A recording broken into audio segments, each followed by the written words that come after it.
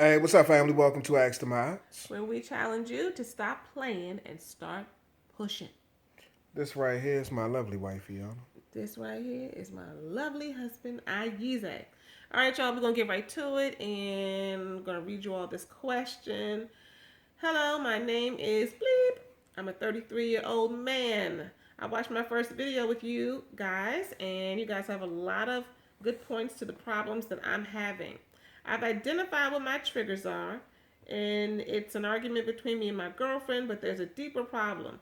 I deal with the rejection from my mother and her not wanting me to be around. So I tend to run away from women that really care about me, that I feel like are going to do the same thing that my mother has done to me. It's hard for me to get over that because I hold family to the highest degree. My mother is all the family I have left. My father wants nothing to do with me, so I guess I'm dealing with a little bit of abandonment issues. My mom comes in and out of my life, not because of anything that I've done wrong. It's just a simple fact that that's just the way she is. And I'm feeling that the woman who I deeply love is going to do the same thing. So I cheated because I feel like she's just going to move on and find somebody else better. How can I fix this? I want her to be there forever, but I think I'm just too frightened to let myself go to her. And then she leaves, and then she'll leave me. I feel like if my mother could leave and not talk to me for 6 months at a time, then it would be very simple for a woman who is not my mother to do the same thing. Can you please put this on a video? Give me some advice. Thank you very much. That's what the question is. Well, first, let me just say this before we give you something very concrete to do. Let me just give you kudos because you are ahead of the game. You've heard me, or you may not have yourself, but others have heard me say before, you cannot change what you will not acknowledge. And you already, ahead of the game because you have clearly done some kind of work, or you have some awareness about why you have done some of the things that you've done in your current relationship, and you connected that back to the way that you've been parented by your mother and your father. You are not abnormal. You are not extraordinary. You are not out of the box. Ooh, everybody got something that they are dealing with, that they are avoiding, that they are resisting, that they are struggling through, that they are trying to get over, that they're trying to birth, they're trying to come out of because of something that our parents gave us that we really, really need to move forward from or grow from. So you're normal in that way. And so I just want to acknowledge, and I want to just give you kudos because you can't change what you won't acknowledge. And so you can move forward. And I want you to know that, it's normal. And I want to also say that my heart goes out to you. Yeah. Because it's rough. It's rough dealing with abandonment stuff, especially from both parents, right? Yeah, absolutely. And then also, too, what I want to lift up is the fact that, in addition to us giving you kudos, I think that it's important to also acknowledge the fact that you actually reached out to look for some support and some help. And so I think that right there is a big step, too, because a lot of people suffer in silence and aren't willing to take the risk and extend themselves and seek some type of outside help. So, again, shout out to you for at least reaching out to us to see if we can give you some assistance on this particular issue because, again, you want to grow, and I commend you. I definitely commend you on wanting to put one foot in front of the other and take that step toward healing, and you reached out to the right place for that. So here's what you got to do.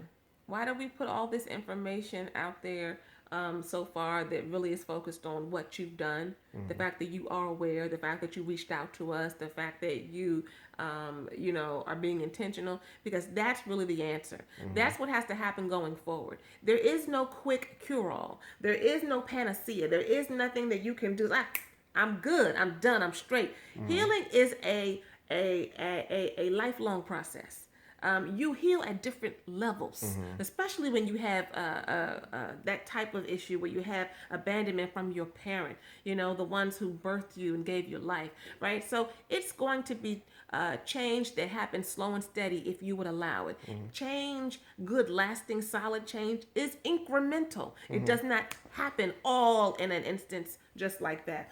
So what we will say is this, you know, you got to find some support. You got to find some folks who are dealing with some of the same stuff as you. You got to get into either counseling, you got to, you know, find a support group. And then I want you to resist what comes natural to you. When you have a trauma like that, where abandonment is trauma, when you have a trauma like that, what will happen is this.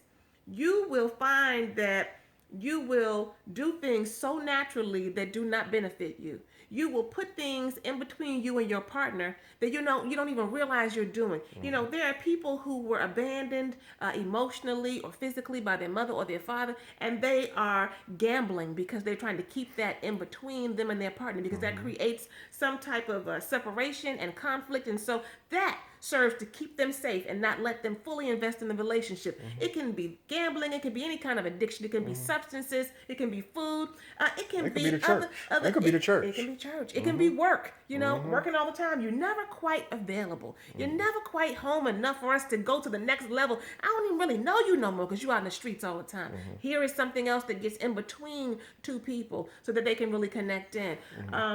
There's so many things. And so what I would say to you, and then certainly other people, because you said you cheated, right? So when you go lay down with somebody else, well, that certainly will get in the way of a relationship, right? But what I can say to you is this. Resist what seems natural. And you got to study yourself. Take a 2-week period, 14 days. And every time you find, and you got to be intentional and really pay attention, every time you find that you are doing something that would not benefit you individually and would not benefit your relationship, just write it down. Just keep a notepad for 2 weeks and write it down so that you can look for the pattern and the trend and the theme in what you're doing to keep yourself away from fully investing in this relationship that you say you feel, you know, could really be helpful and whole and healing to you. Once you find the theme, once you find the trend, is it food? You know, what are you doing all the time? You're just really kind of studying yourself. You know, is it substances? Is it some other girl, some other women flirting, whatever? What is it? Once you figure that out, then you can figure out where you need to go. Who do I need to hook up with? Other people who are dealing with some of the same stuff as me. You'll be surprised at how many groups are out there, how many places are out there. Counseling, whether it be individually, whether it be coaching. I'm a big fan of groups. Both my husband and I are a big fan of groups. But groups are not just out there for doing drugs. Groups are not just out there for alcohol issues. It's groups for, you know, sex. It's groups for people who have fear of really connecting in, social phobias. There's all kind of groups. And you ain't got to have no super extreme thing either. It's just general support groups where people come together to talk about the stresses of life. And I'm telling you, I'm a fan. So don't be afraid to do something different and to do something new. Because if you want to have something that you've never had before, then you've got to be willing to do something that you've never done. But you can only do it. You can only go there. You can only have it. You can only get that good relationship.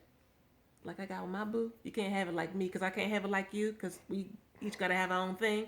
But you understand what I'm saying, right? You can only do it if you tell them, babe. Well, I know what I'm supposed to say.